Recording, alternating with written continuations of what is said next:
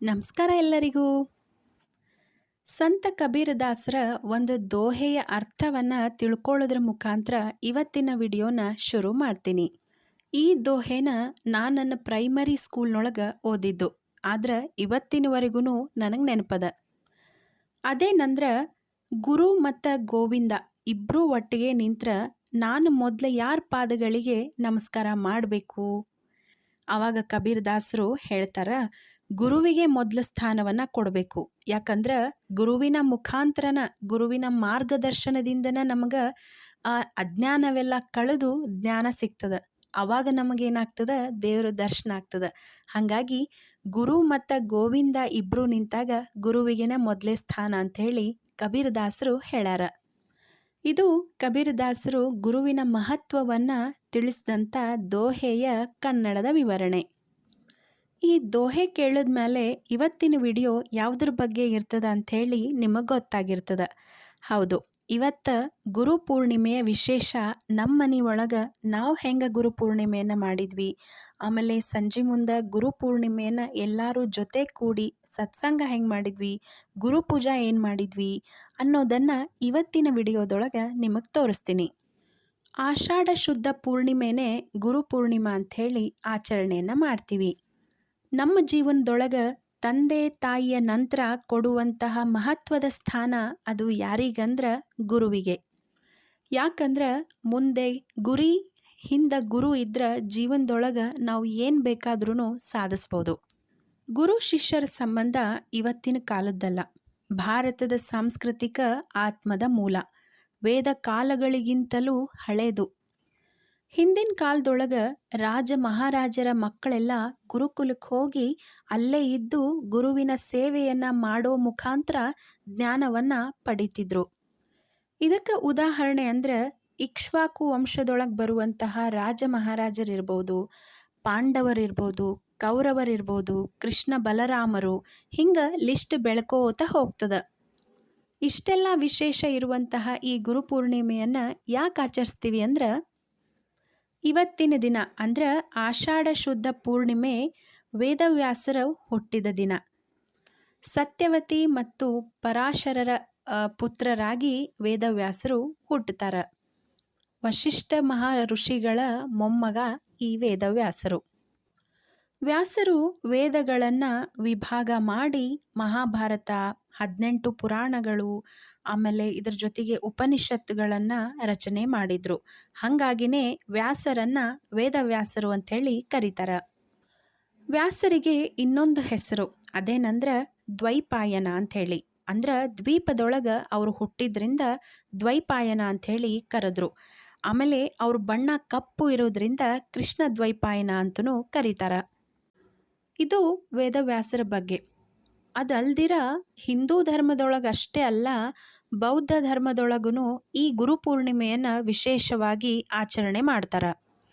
ಅದೇನಂದ್ರೆ, ಗೌತಮ ಬುದ್ಧರು ತಮ್ಮ ಮೊದಲ ಉಪದೇಶವನ್ನು ಸಾರಾನಾಥದೊಳಗೆ ತನ್ನ 5 ಜನ ಶಿಷ್ಯಂದ್ರಿಗೆ ಕೊಟ್ಟಿದ್ದು, ಅಂದರೆ ಫಸ್ಟ್ ಉಪದೇಶ ಮಾಡಿದ್ದು ಇವತ್ತೇ, ಅಂದರೆ ಗುರುಪೂರ್ಣಿಮೆ ದಿನಾನ. ಹಾಗಾಗಿ ಬೌದ್ಧ ಧರ್ಮದೊಳಗೂ ಈ ಗುರುಪೂರ್ಣಿಮೆಯನ್ನು ವಿಶೇಷವಾಗಿ ಆಚರಣೆ ಮಾಡ್ತಾರೆ. ನಾವು ಯಾವುದೇ ಧರ್ಮದವರಾಗಿರ್ಬೋದು, ಆದರೆ ಗುರುವಿನ ಮಹತ್ವ ಅಂತೂ ಇದ್ದೇ ಇರ್ತದೆ. ಸಿದ್ಧಾಂತಗಳು, ನಂಬಿಕೆಗಳು, ಆಚರಣೆಗಳು ಬದಲಾಗ್ಬೋದು, ಆದ್ರೆ ಗುರುವಿನ ಮಹತ್ವ, ಗುರುವಿನ ಮಾರ್ಗದರ್ಶನ ಎಲ್ಲರಿಗೂ ಬೇಕೇ ಬೇಕು. ಹಾಗಾಗಿ ಅವರವರ ಪರಂಪರೆಯೊಳಗೆ ಬಂದಿರುವಂತಹ ಗುರುಗಳ ಸ್ಮರಣೆಯನ್ನು ಗುರುಪೂರ್ಣಿಮಾ ದಿನ ವಿಶೇಷವಾಗಿ ಎಲ್ಲರೂ ಮಾಡ್ತಾರೆ. ಅದೇ ಥರನೇ ನಾವು ನಮ್ಮ ಪರಂಪರೆಯೊಳಗೆ, ಅಂದರೆ ನಮ್ಮ ದೊಡ್ಡವರಿಂದ ಹಿಡ್ಕೊಂಡು ಸಣ್ಣವ್ರ ತನಕ ನಾವೆಲ್ಲ ಫಾಲೋ ಮಾಡೋದು ರಾಯರಿಗೆ. ಹಾಗಾಗಿ ಇವತ್ತು ನಾವು ನಮ್ಮ ಮನೆ ಒಳಗೆ ರಾಯರ ಪೂಜೆನ ವಿಶೇಷವಾಗಿ ಮಾಡಿದ್ವಿ. ಪ್ರತಿದಿನವೂ ರಾಯರ ಪೂಜೆ, ರಾಯರ ಸ್ಮರಣೆ ಅಂತೂ ಇದ್ದೇ ಇರ್ತದೆ. ಇವತ್ತು ಒಂದು ಸ್ವಲ್ಪ ವಿಶೇಷ ಅಷ್ಟೆ. ನಾವು ರಾಯರನ್ನು ನೋಡಿಲ್ಲ, ಆದ್ರೂ ನಮ್ಮ ಎಷ್ಟೋ ಕಷ್ಟಗಳಿಗೆ ರಾಯರು ಪರಿಹಾರವನ್ನು ಕೊಡ್ತಾರೆ. ರಾಯರ ಜೊತೆ ನಮ್ಮ ಇನ್ನೊಬ್ಬರು ಗುರುಗಳು, ಅಂದರೆ ನಮ್ಮ ಕುಲ ಗುರುಗಳು ಶ್ರೀ ಸತ್ಯಾತ್ಮ ತೀರ್ಥರು. ಅವರನ್ನು ನಾವು ಕಣ್ಣಾರೆ ನೋಡ್ತೀವಿ. ನಮ್ಮ ಕಷ್ಟಗಳಿಗೆ ಅವರ ಮಂತ್ರಾಕ್ಷತೆಗಳು ಪರಿಹಾರವನ್ನು ನಾವು ತಗೋತೀವಿ. ಹಾಗಾಗಿ ಪ್ರತಿದಿನ ನಮ್ಮ ದಿನಚರಿ ಶುರುವಾಗೋದು ರಾಯರ ಫೋಟೋಗೆ ನಮಸ್ಕಾರ ಮಾಡೋದ್ರ ಮುಖಾಂತರ, ಅದೇ ಥರ ಸತ್ಯಾತ್ಮ ತೀರ್ಥ ಸ್ವಾಮಿಗಳನ್ನು ನೆನೆಸೋದ್ರ ಮುಖಾಂತರ. ಹಾಗಾಗಿ ಇವತ್ತು ಜಲ್ದಿನ ಎದ್ದು ನಮ್ಮ ಮನೆಯೊಳಗೆ ಎಲ್ಲ ಕೆಲಸಗಳನ್ನು ಮುಗಿಸಿ ರಾಯರ ಪೂಜೆ ಮಾಡಿದ್ವಿ. ಅದ್ರ ಜೊತೆಗೆ ಇವತ್ತು ಹುಣ್ಣಿಮೆ ಬೇರೆ ಇತ್ತು. ಹಾಗಾಗಿ ಹುಣ್ಣಿಮೆ ಅಂದ ತಕ್ಷಣ ನಮ್ಮ ಬನಶಂಕರಿನ ನಾವು ಮರೆಯಂಗಿಲ್ಲ. ಹಾಗಾಗಿ ಬನಶಂಕರಿ ಪೂಜಾ ಅದನ್ನು ಮಾಡಿದ್ವಿ. ಇನ್ನು ನೈವೇದ್ಯಕ್ಕಂತ ಹೇಳಿ ಪಾಯಸ. ಈಗ ಬೇರೆ ವ್ರತ ಅದ, ಹಾಗಾಗಿ ಬೇರೆ ಅಡ್ಗಿದು ನೈವೇದ್ಯ ಆಗಂಗಿಲ್ಲ, ವ್ರತದ ಅಡ್ಗಿನ ಆಗಬೇಕು. ಆದ್ರೆ ಮುಂಜಾನೆ ನಮಗೆ ಹೋಗೋ ಅವಸರದೊಳಗೆ ಬರೀ ಪಾಯಸ ಮಾಡಿ ನೈವೇದ್ಯ ಮಾಡಿದ್ವಿ. ಇನ್ನು ಸಂಜೆ ಮುಂದೆ ಇಲ್ಲೇ ಗುರುಪೂರ್ಣಿಮಾ ವಿಶೇಷ ಸತ್ಸಂಗ ಇತ್ತು. ನಾವೆಲ್ಲರೂ ಸತ್ಸಂಗಕ್ಕೆ ಹೋಗಿದ್ವಿ. ಅಲ್ಲೇ ಇನ್ನೊಂದು ಸರಿ ಗುರುಗಳ ಮಹತ್ವ ಅಂದ್ರೇನು, ಆಮೇಲೆ ಗುರುಪೂಜಾನ ಯಾಕೆ ಮಾಡಬೇಕು, ಗುರುಪೂರ್ಣಿಮೆ ವಿಶೇಷ ಏನು ಅನ್ನೋದ್ರ ಬಗ್ಗೆ ಮತ್ತೊಮ್ಮೆ ಕೇಳಿದೆ. ಹೆಂಗೋ ಇವತ್ತು ಹುಣ್ಣಿಮೆ ಇತ್ತಲ್ಲ, ಹಾಗಾಗಿ ಬನಶಂಕರಿಗಂತೂ ಉಡಿ ತುಂಬಿ ಮನೆ ಒಳಗೆ ಪೂಜಾ ಮಾಡಿದ್ವಿ. ಅದೇ ಥರ ಕುಮಾರಿ ಮುತ್ತೈದೆ ಸಿಕ್ಕರೆ ಉಡಿ ತುಂಬೋದು ಮಿಸ್ ಮಾಡ್ಕೋತೀವ? ಇಲ್ಲ. ಹಾಗಾಗಿ ನಮ್ಮ ಶಾಂಭವಿ ಮತ್ತು ವೈಷ್ಣವಿ ಇಬ್ಬರಿಗೂ ಕೂಡಿಸಿ ಉಡಿ ತುಂಬಿದ್ವಿ. ಇಬ್ಬರೂ ಕುಮಾರಿ ಮುತ್ತೈದೆಯರೂ ಆರಾಮಾಗಿ ಕುತ್ಕೊಂಡು ಉಡಿ ತುಂಬಿಸ್ಕೊಂಡ್ರು. ಭಾಳ ಖುಷಿ ಅನ್ನಿಸ್ತು. ಆಮೇಲೆ ನಮಸ್ಕಾರ ಮಾಡ್ತೀವಲ್ಲ ಉಡಿ ತುಂಬಿದ ಮೇಲೆ, ಅವಾಗ ಅವ್ರು ಮಾಡುವಂಥ ಆಶೀರ್ವಾದ ಅದಲ್ಲ, ಅದಕ್ಕಂತೂ ಯಾವುದೂ ಸಮ ಅಲ್ಲ. ಯಾಕಂದ್ರೆ ಬನಶಂಕರಿ ಕುಮಾರಿಕಾ ರೂಪ. ಹಾಗಾಗಿ ಕುಮಾರಿ ಮುತ್ತೈದೆ ಆಶೀರ್ವಾದ ಮಾಡಿದ್ರೆ ಸಾಕ್ಷಾತ್ ಬನಶಂಕರಿನ ಆಶೀರ್ವಾದ ಮಾಡ್ತಾಳ ಅನ್ನುವಂಥ ಒಂದು ನಂಬಿಕೆ. ನಮ್ದೆಲ್ಲ ಕುಮಾರಿಕಾ ಪೂಜಾ ಎಲ್ಲ ಮುಗೀತು. ಆಮೇಲೆ ಇನ್ನೊಂದು ಕಡೆ ಗುರೂಜಿಯವರ ಫೋಟೋ ಇಟ್ಟು ಎಲ್ಲರೂ ತೊಗೊಂಡು ಬಂದಿದ್ದಂಥ ಹೂಗಳಿಂದ ಅಲಂಕಾರ ಮಾಡ್ಲಿಕ್ಕತ್ತಿದ್ರು. ಅಲಂಕಾರ ಎಲ್ಲ ನಡೀತಿತ್ತು. ಆಮೇಲೆ ಅಷ್ಟೊತ್ತಿಗೆ ಸತ್ಸಂಗಕ್ಕೆ ಒಬ್ಬೊಬ್ಬರೇ ಬರ್ಲಿಕ್ಕತ್ತಿದ್ರು. 6:30 ಮೇಲೆ ಶುರು ಮಾಡೋದು. ಯಾಕಂದ್ರೆ ಎಲ್ಲರೂ ತಮ್ಮ ಕೆಲಸಗಳನ್ನು ಮುಗಿಸ್ಕೊಂಡು ಬರಬೇಕಲ್ಲ, ಹಾಗಾಗಿ 6:30 ಶುರು ಮಾಡಿದರು. ಸತ್ಸಂಗ ಶುರು ಮಾಡಿದ್ದು ಮೆಡಿಟೇಷನ್ ಮಾಡೋ ಮುಖಾಂತರ ಮತ್ತು ಗಣಪತಿಯ ಒಂದು ಸ್ತುತಿಯನ್ನು ಹಾಡೋದ್ರ ಮುಖಾಂತರ ಶುರು ಮಾಡಿದರು. ಯಾಕಂದ್ರೆ ಇವತ್ತಿನ ನಮ್ಮ ಜೀವನ ಹೆಂಗಾಗ್ಯದಂದ್ರೆ ಪ್ರತಿಯೊಬ್ಬರಿಗೂ ಒಂದಲ್ಲ ಒಂದು ಟೆನ್ಷನ್ನು. ಕೆಲಸದ್ದಾದರೂ ಆಗಿರ್ಬೋದು, ಮನೆಯದಾದರೂ ಆಗಿರ್ಬೋದು, ಹಿಂಗೆ ಒಂದು ತರಹದ ಸ್ಟ್ರೆಸ್ಫುಲ್ ಲೈಫ್ ನಮ್ಮದೆಲ್ಲ. ಇಂಥ ಸ್ಟ್ರೆಸ್ಫುಲ್ ಲೈಫಿಂದ ನಾವು ಹೊರಗೆ ಬಂದು ಮತ್ತು ಹ್ಯಾಪಿಯಾಗಿ ನಮ್ಮ ಜೀವನವನ್ನು ಶುರು ಮಾಡಬೇಕು ಮತ್ತು ನಡೆಸಬೇಕು ಗಾಡಿನ ಅಂತಂದ್ರೆ ಇದಕ್ಕೆ ನಮಗೆ ಆಧ್ಯಾತ್ಮನೂ ಬೇಕು. ಹಾಗಾಗಿ ಮೆಡಿಟೇಷನ್ನು, ಆಮೇಲೆ ದೇವ್ರ ನಾಮಗಳನ್ನು ಹಾಡೋದ್ರ ಮುಖಾಂತರ ಮತ್ತು ಒಂದು ನಮ್ಮ ಜೀವನಕ್ಕೆ ಒಂದು ಎನರ್ಜಿ ಬರ್ತದೆ. ಅದಕ್ಕೆ ಶಿವರಾಜ್ ಅವರು ಫಸ್ಟ್ ನಮಗೆ 21 ಸಲ ಗಣಪತಿಯ ಮಂತ್ರವನ್ನು ಹೇಳಿಸಿದ್ರು. ಆಮೇಲೆ ನಮ್ಮೆಲ್ಲರ ಕಡೆಯಿಂದ ಮೆಡಿಟೇಷನ್ ಮಾಡಿದರು. ನಾವೆಲ್ಲ ಮೆಡಿಟೇಷನ್ ಮಾಡಿಸಿದ್ಮೇಲೆ ಮನಸ್ಸೆಲ್ಲ ಒಂದು ಥರ ಹಗುರ ಆಯಿತು. ಆಮೇಲೆ ನಮಗಂತ ಹೇಳಿ ಒಂದು ಗೇಮನ್ನು ಆಡಿಸಿದ್ರು. ಆ ಗೇಮಿನ ವಿಶೇಷ ಏನು ಅಂತಂದ್ರೆ, ನಮಗೆ ಗೊತ್ತಿದ್ದೇನೋ ಅಥವಾ ಗೊತ್ತಿಲ್ಲದೇನೋ ನಮ್ಮ ಜೀವನದೊಳಗೆ ಗುರುವಿನ ಒಂದು ಆಶೀರ್ವಾದ ನಮ್ಮ ಮೇಲೆ ಆಗಿರ್ತದೆ. ಅದ್ರ ಬಗ್ಗೆ ಹೇಳಲಿಕ್ಕೆ ಅವಕಾಶವನ್ನು ಕೊಟ್ಟರು. ಅದ್ರ ಜೊತೆಗೆ ತಮ್ಮ ಜೀವನದೊಳಗೂ ಹೆಂಗೆ ಗುರುವಿನ ಅನುಗ್ರಹ ಆಯಿತು ಅನ್ನೋದನ್ನು ಹೇಳಿದರು. ಆಮೇಲೆ ಗುರು ಪೂಜಾನ ಮಾಡಿದರು. ನಮ್ಮೆಲ್ಲರ ಪರವಾಗಿ ಅಶೋಕ್ ಜಿಯವರು ಗುರು ಪೂಜಾನ ಮಾಡಿದರು. ಇನ್ನೊಂದು ಕಡೆ ಮಕ್ಕಳೆಲ್ಲ ಚೇಷ್ಟೆಗಳನ್ನು ಮಾಡ್ಕೋತ ಅವರು ಒಂದು ಥರ ಖುಷಿ ಪಟ್ಟರು. ಆಮೇಲೆ ಎಲ್ಲರೂ ಸೇರಿ ಭಜನೆ ಮಾಡಿದರು. ಇನ್ನು ಭಜನೆ ಆದಮೇಲೆ ಎಲ್ಲರೂ ತಮ್ಮ ಮನೆಯಿಂದ ಪ್ರಸಾದವನ್ನು ಮಾಡ್ಕೊಂಡು ಬಂದಿದ್ದರು. ಆಮೇಲೆ ಎಲ್ಲ ಪ್ರಸಾದಗಳನ್ನು ಜೊತೆಗಿಟ್ಟು ಎಲ್ಲರೂ ಸೇರಿ ಹಂಚಿಕೊಂಡು ಆ ಪ್ರಸಾದವನ್ನು ತಿನ್ನೋದಲ್ಲ, ಅದು ಭಾಳ ಮುಖ್ಯ. ಹಿಂಗೆ ಒಂದು ಥರ ಅರ್ಥಗರ್ಭಿತವಾಗಿ ನಿನ್ನೆ ನಾವೆಲ್ಲ ಈ ಗುರುಪೂರ್ಣಿಮೆಯನ್ನು ಆಚರಿಸಿದ್ವಿ. ಇನ್ನೇನು ವಿಡಿಯೋದ ಕೊನೆ ಭಾಗಕ್ಕೆ ಬಂದೇ ಬಿಟ್ವಿ. ಆದರೆ ಹೇಳೋದು ಇನ್ನೊಂದು ಮಾತೋದ. ಅದೇನಂದ್ರೆ, ನನ್ನ ಜೀವನದೊಳಗೆ ನರ್ಸರಿಯಿಂದ ಹಿಡ್ಕೊಂಡು ಪ್ರೈಮರಿ ಆಗಿರ್ಬೋದು, ಹೈಸ್ಕೂಲು, ಕಾಲೇಜು, ಡಿಗ್ರಿ ಆಗಿರ್ಬೋದು, ಮಾಸ್ಟರ್ ಡಿಗ್ರಿ ಆಗಿರ್ಬೋದು, ಅಥವಾ ಈ ಸ್ಪೆಷಲೈಜೇಷನ್ ಕೋರ್ಸ್ಗಳಲ್ಲೆಲ್ಲ ನನಗೆ ಹೇಳಿಕೊಟ್ಟಂಥ ಗುರುಗಳಿಗೆ ಇವತ್ತು ಗುರುಪೂರ್ಣಿಮೆ ದಿನ ಅವರಿಗೆಲ್ಲ ನೆನೆಸ್ಕೊಂಡೆ. ಬರೀ ಸ್ಕೂಲು ಕಾಲೇಜುಗಳಲ್ಲಿ ಹೇಳಿದಂಥ ಟೀಚರ್ಸ್ ಮಾತ್ರ ಗುರುಗಳಾಗಂಗಿಲ್ಲ. ನಾವು ತಪ್ಪು ಮಾಡಿದಾಗ ಆ ತಪ್ಪನ್ನು ತಿದ್ದಿ ಸರಿ ದಾರಿ ತರ್ತಾರಲ್ಲ, ಅವರು ಗುರುನೇ. ಹಾಗಾಗಿ ಮತ್ತೊಮ್ಮೆ ಎಲ್ಲ ಟೀಚರ್ಸಿಗೂ ಗುರುಪೂರ್ಣಿಮೆಯ ವಿಶೇಷದ ಶುಭಾಶಯಗಳನ್ನು ಹೇಳಿ ಇವತ್ತಿನ ವಿಡಿಯೋನ ಮುಗಿಸ್ತೀನಿ. ಈ ವಿಡಿಯೋ ಇಷ್ಟ ಆಗಿತ್ತಂದ್ರೆ ನಮ್ಮ ವಿಡಿಯೋನ ಲೈಕ್ ಮಾಡಿರಿ. ಹಂಗೆ ನಿಮ್ಮ ಫ್ರೆಂಡ್ಸ್ ಆ್ಯಂಡ್ ಫ್ಯಾಮಿಲಿ ಮೆಂಬರ್ಸಿಗೂ ಈ ವಿಡಿಯೋನ ಶೇರ್ ಮಾಡಿರಿ. ಮುಖ್ಯವಾಗಿ ನಮ್ಮ ಚಾನಲ್ನ ಸಬ್ಸ್ಕ್ರೈಬ್ ಮಾಡಿಕೊಂಡು ನಾವು ಹಾಕುವಂಥ ವಿಡಿಯೋಸನ್ನು ತಪ್ಪದೇ ನೋಡಿರಿ.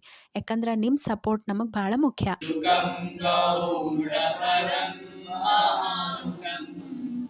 गोविंद योगीन्द्रमतास्य शिष्यं श्री शंकराचार्यमतास्य पद्मपादं च हस्तामलकं च शिष्यं तन्त्रोटकं वार्तिककारमन्याम् अस्मद्गुरुं सन्ततमानतोऽस्मि।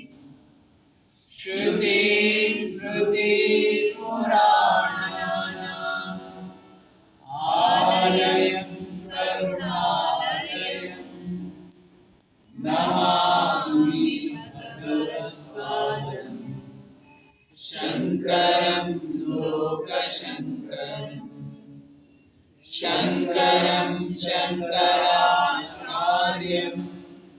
केशवं बादरायणं सूत्रभाष्यकृतौ वन्दे भगवन्तौ पुनः पुनः। यद्वारे निखिलानिलिम्पपरिषत् सिद्धिं विदत्ते निशम् श्रीमत्श्रीरसिकं जगद्गुरुपदं नत्वात्मतृप्तिं गताः। लोकाज्ञानमयोदपाटनदुरं श्रीशङ्करं शर्मदं ब्रह्मानन्दसरस्वती गुरुवरम् ध्यायामि ज्योतिर्मयम्। आवाहनं समर्पयामि श्रीगुरुचरणकमलेभ्यो नमः। आसनं समर्पयामि श्रीगुरुचरणकमलेभ्यो नमः।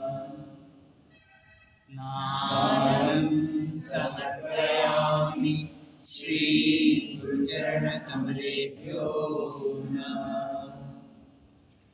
वस्त्रं समर्पयामि श्रीगुरुचरणकमलेभ्यो नमः। चन्दनं समर्पयामि श्रीगुरुचरणकमलेभ्यो नमः। अक्षतां समर्पयामि श्रीगुरुचरणकमलेभ्यो नमः। पुष्पं समर्पयामि श्रीगुरुचरणकमलेभ्यो नमः। धूपं समर्पयामि श्रीगुरुचरणकमलेभ्यो नमः। दीपं समर्पयामि श्रीगुरुचरणकमलेभ्यो नमः।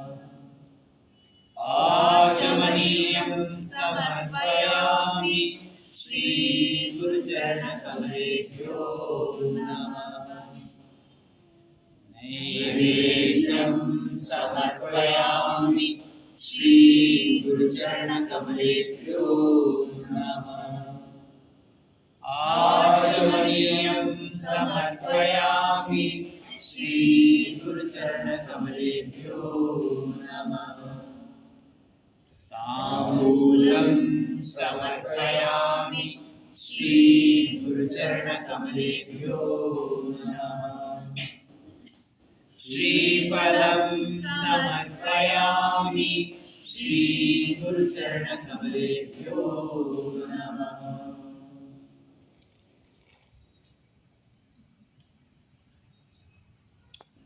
कर्पूरगौरं करुणावतारं संसारसारं भुजगेन्द्रहारं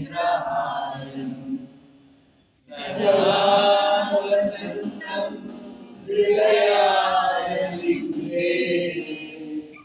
भवं भवानी सहितं नमामि आराधिक्यं समर्पयामि श्रीगुरुचरणकमलेभ्यो नमः आचमनीयं समर्पयामि श्रीगुरुचरणकमलेभ्यो नमः गुरुर्ब्रह्मा गुरुर्विष्णु गुरुर्देवो महेश्वरः गुरुः साक्षात् परं ब्रह्म तस्मै श्री गुरवे नमः